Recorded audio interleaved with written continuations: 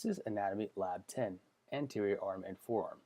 At the distal part of the humerus, you have the medial epicondyle here and the lateral epicondyle on the most lateral aspect of the distal humerus. Rotate to the posterior surface. You can see here, this is the ulna, and then we have here the olecranon. Olecranon in Greek means elbow, head. So here it's kind of like the elbow, head, articulating with the olecranon fossa of the humerus. So this is the olecranon fossa, or the hole for the olecranon head. If we rotate just a little bit more, this is another important part of the ulna, and this is the coronoid process. Here is the coronoid fossa, so when we have our arm all the way flexed, that this process here of the coronoid can articulate because there's a fossa here. In addition, there's also a radial fossa here, directly where you would expect the proximal part of the radius to be pushed up against if we were flexing our forearm as far as possible. Some other important things at the distal part of the humerus are the trochlea and the capitulum. Trochlea is this structure here. You can see that the ulna kind of has a U-like articulation with the distal part of the humeral component, which is called the trochlea. So the trochlea of the humerus allows the ulna to sit on it nice and tight like a U. On the other side, laterally, the capitulum of the humerus, denoted here, has a very loose association with the proximal part of the radius. This is important for lesions such as nursemaid's elbow. For example, if you see a little kid with his hand being held and the woman or man that's taking care of him pulls up very hard, so it pulls the humerus out, and that is a radial dislocation, and that's a classic board style question. Let's examine the humerus a little bit more. As you can see, here is the head of the humerus that articulates with the scapula. This is the glenoid labrum that helps stabilize that joint. Here is the anatomic neck, where the head transitions into the rest of the humerus, and the surgical neck is a little bit more distal here. It's very difficult to see, but there is a greater and lesser tubercle of the humerus here. So the greater and the lesser. Also a little bit difficult to visualize is the radial groove. If you can kind of faintly see the radial groove here, which is where the radial nerve will be running. Another groove would be the intertubercular groove that is in between the greater and lesser tubercle, and that would be running in this direction here. Again, not very well illustrated on this anatomy model, but the rest of the dissection has gray images. Before we move on with the rest of the dissection, let's notice here that in between the two osseous structures, or the radius and ulna of the forearm, we can see that there is a membrane. This is called the interosseous membrane. Let's go ahead and start with the anterior aspect of the arm. Remember, common theme again, the anterior aspect of the arm and forearm will only be innervated by nerves that come off the anterior divisions from the trunks of the brachial plexus. So you should not expect anything that comes off the posterior division, such as the axillary nerve or the radial nerve, to innervate any muscle that is a component of the anterior arm or forearm. So here is the biceps brachii. It is called the biceps because it has two heads. The long head of the biceps is going to ascend here, and it's going to pass through the transverse humeral ligament and then wind back around to attach to the supraglenoid tubercle. As you can see here, the medial head, obviously medial to the lateral, is going to rise up here on top of the Coracobrachialis and then attach to another bony structure, the Coronoid Process. You can remember this because the muscle that the medial head of the biceps brachii passes over is the Coracobrachialis. Coracobrachialis is named because it arises from the coronoid process here, and it goes to the arm, hence the name brachialis. So, great way to remember where two of the muscles originate from. Now we have removed the biceps brachii, and we can see here that there is a nerve piercing through the Coracobrachialis. This is the musculocutaneous nerve. The musculocutaneous nerve is a terminal branch of the lateral cord, which is derived from the anterior divisions of the brachial plexus. So this obviously is controlling the anterior compartment of our arm. It innervates the Coracobrachialis, the biceps brachii, and the brachialis. Here is the brachialis. The musculocutaneous nerve descends on top of that. If we follow the musculocutaneous nerve and then transform into the lateral cutaneous nerve of the forearm, this makes a lot of sense because it is called musculocutaneous because it has a muscular innervation and a cutaneal component as it terminates in the forearm.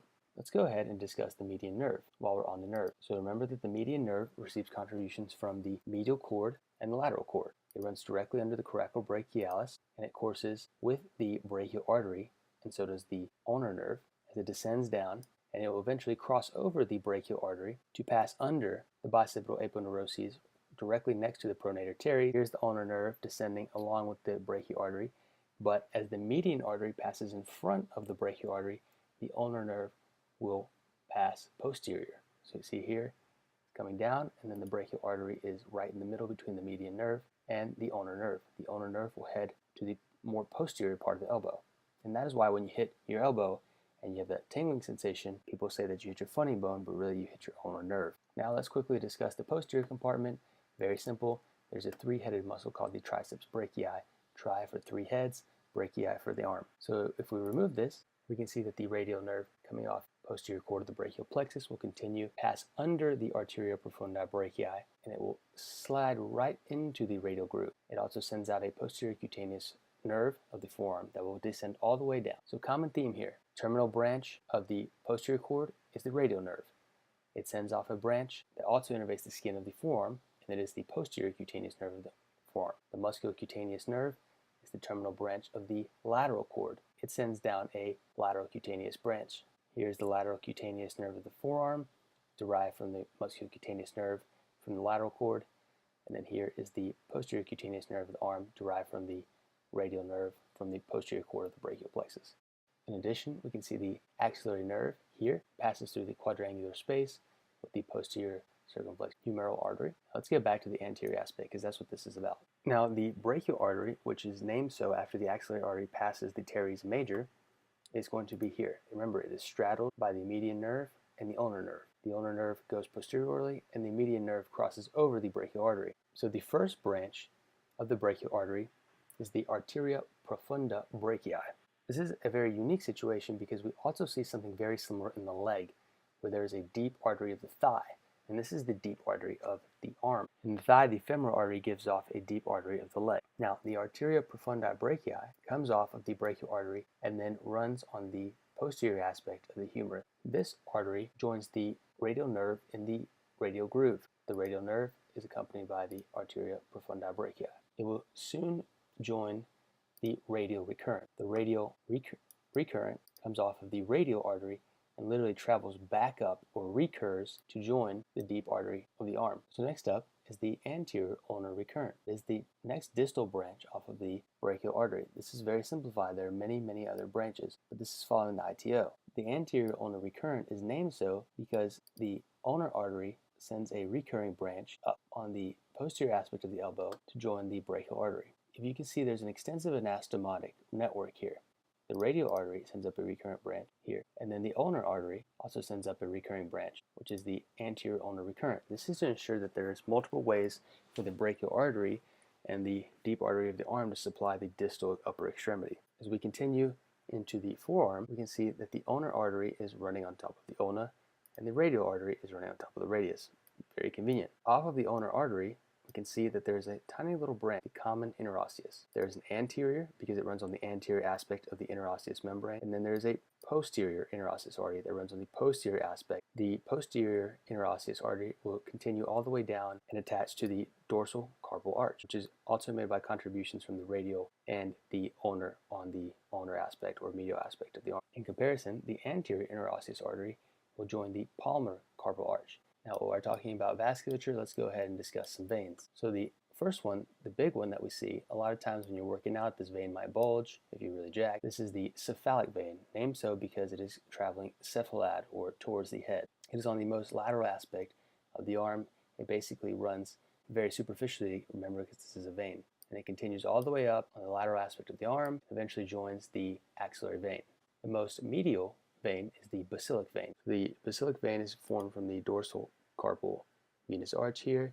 It travels up top of the ulna and then winds around, continues more medially. At the elbow, you will see that it is joined by another vein, which is the median cubital vein. It connects the cephalic vein and the basilic vein. This is a very high yield vein because this is where a lot of blood draws are done. So the basilic vein, just like the cephalic vein, will continue all the way up the arm, and then the basilic vein actually becomes the axillary vein. Remember that the cephalic vein drains into the axillary vein.